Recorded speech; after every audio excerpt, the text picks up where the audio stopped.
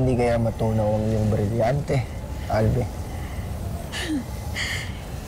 Hindi pa rin ako makapaniwala sa lahat ng mga nangyayari sa akin. Pero itong brilyante ko, nasagot nito lahat ng mga tanong sa isip ko. At ngayon masasabi ko na kilala ko na kung sino ako. Alam ko na kung ano ako.